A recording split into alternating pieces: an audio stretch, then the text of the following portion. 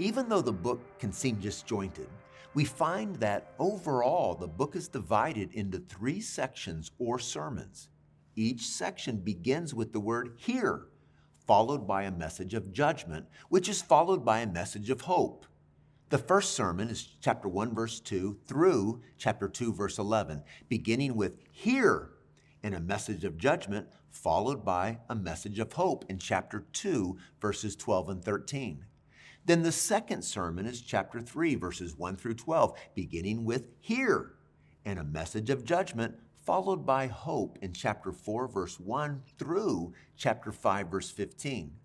And the final sermon is chapter 6, verse 1 through chapter 7, verse 6, beginning with "hear" and followed by a message of judgment, followed by a message of hope in chapter 7, verses 7 through 20.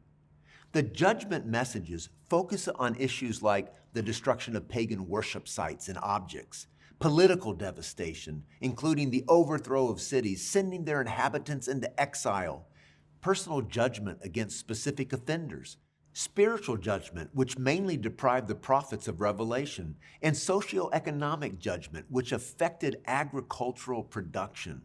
From the perspective of these passages, it is clear that the nation is not in a good place. Sins abound. Again, we see that even in the face of the nation's rebellion, the Lord moves toward his people. He does a work in them. He brings them to a good place. This book offers several messages of hope for the nation. In these hope messages, we find that there are 2 focal points. The nation will experience short-term deliverance from the Assyrians, and in the near future, they will experience the restoration of the nation. This is a common theme in the Old Testament. Israel's enemies will be taken down, and Israel will be exalted.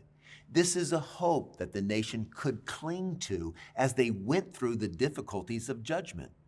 And it is so important and wonderful that, as is often true with the Lord in his relationship with his people, the book ends with a message of hope, which rises up out of despair in chapter 7, verses 8 through 20. The Lord will bring his people back to himself.